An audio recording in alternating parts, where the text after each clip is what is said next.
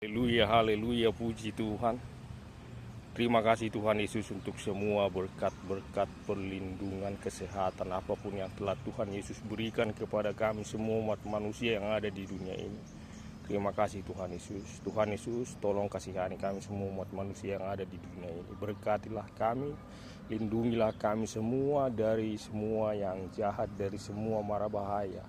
Dan Roh Kudus Tuhanlah senantiasa yang menyertai kami, membimbing hidup kami, mengajari kami semua umat manusia yang ada di dunia ini, agar kami melakukan yang benar, berbicara yang benar, menjauhkan semua dosa, belajar firman Tuhan setiap hari dengan benar, dan melakukan firman Tuhan dengan benar.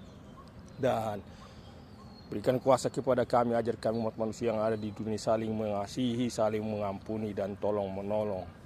Terima kasih Tuhan Yesus untuk semua pemerintah-pemerintah yang ada di dunia ini, semua jajaran mereka. Ajari mereka bekerja benar dan jujur bagaimana untuk melayani masyarakatnya, mensejahterakan masyarakatnya dengan makmur, damai, adil, dan sejahtera. Terima kasih Tuhan Yesus, dalam nama Tuhan Yesus. Haleluya, puji Tuhan. Amin. Firman Tuhan, Kisah Para Rasul pasal 7 ayat 1 sampai ayat 53. Pembelaan Stefanus, di mana Stefanus dituduh oleh beberapa orang Yahudi yang tidak percaya kepada Tuhan Yesus, yang tidak percaya dengan ajaran-ajaran rasul-rasul, di mana Stefanus dituduh akan merobohkan bait Allah seperti yang telah dikatakan Yesus katanya, dan bahkan akan menghilangkan adat istiadat orang Yahudi. Dan bahkan Stefanus juga dituduh akan meniadakan hukum Taurat yang telah diajarkan oleh Musa. Jadi menurut mereka Stefanus adalah mengajarkan sesuatu yang menyesatkan bagi orang-orang Yahudi pada saat itu. Lalu Stefanus juga di dalam pembelaannya dia berkata bahwasanya dulu Abraham meninggalkan daerahnya, sesudah meninggalkan daerahnya dia dipakai oleh Tuhan sebagai bapak orang beriman kepada Tuhan, dan banyak orang percaya juga kepada Tuhan lewat Abraham. Abraham punya keturunan namanya Ishak. Ishak mempunyai keturunan Yakub. Yakub mempunyai keturunan, ada 12 suku Israel, dan salah satu keturunan dari Yakub yaitu Yusuf dijual ke Mesir. Dan dia di sana selalu disertai oleh Tuhan dan dilepaskan dari semua penindasan-penindasan yang dia alami selama dia di Mesir. Bahkan dipercaya oleh Raja Firaun dia sebagai penguasa di tanah Mesir. Dan sesudah itu saudara-saudaranya 11 suku dari keturunan Yakub, dan bahkan Yakub juga datanglah ke Mesir. Dan sesudah itu meninggallah Raja Firaun, dan mereka juga mengalami penindasan di sana ketika Yusuf juga telah meninggal.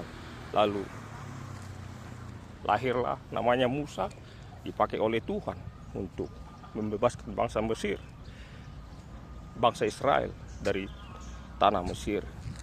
Dan bangsa Israel ini juga yang 12 keturunan itu, mereka selalu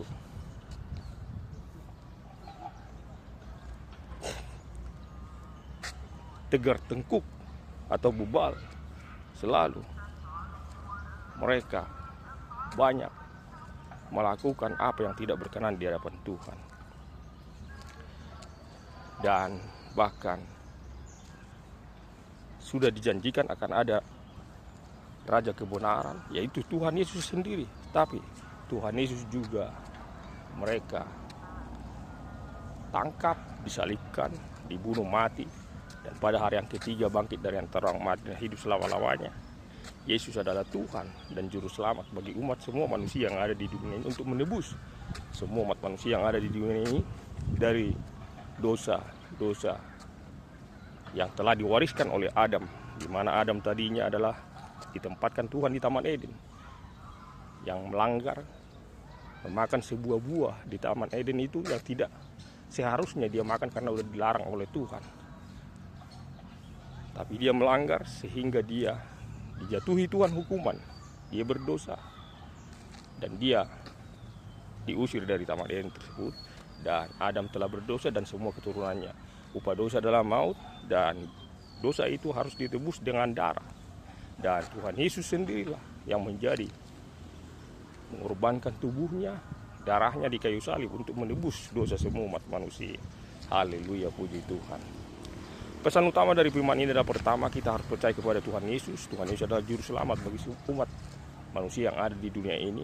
Dan orang yang senantiasa berkenan di hadapan Tuhan akan senantiasa disertai oleh Tuhan, sama seperti Yusuf tadi yang di tanah Mesir, dan termasuk juga Stefanus. Ketika mereka mau bersaksi menuduh Stefanus dengan kesaksian palsu yang dikatakan akan menyesatkan bangsa Israel, bangsa Yahudi, dan bahkan katanya akan merubuhkan bait Allah seperti ajaran daripada Tuhan Yesus. Dan bahkan Stefanus juga dituduhkan akan meniadakan hukum Taurat yang telah diberikan kepada bangsa Israel lewat Musa. Itu semuanya adalah tuduhan-tuduhan yang tidak benar. Tetapi Stefanus tetap kuat di dalam Tuhan, dan Roh Kudus senantiasa memberi kekuatan kepadanya. Dia tidak takut sedikit pun untuk memperkatakan apa yang benar. Jadi kita umat manusia yang ada di dunia senantiasa percaya kepada Tuhan Yesus, selalu berdoa kepada Tuhan Yesus seperti Tuhan Yesus berkata, mintalah kepada aku maka akan diberikan kepadamu dalam namaku. Dan kita juga harus senantiasa berusaha melakukan apa yang benar, menjauhkan semua apa yang tidak benar. Terima kasih Tuhan Yesus untuk firman-Mu. Berkati, lindungilah kami semua umat manusia yang ada di dunia. Ajar kami senantiasa untuk hidup benar di hadapan Tuhan, mengasihi Tuhan dan mengasihi semua orang seperti Tuhan telah mengasihi kami semua umat manusia yang ada di dunia ini. Dalam nama Tuhan Yesus, haleluya, puji Tuhan. Terima kasih Tuhan Yesus, amin.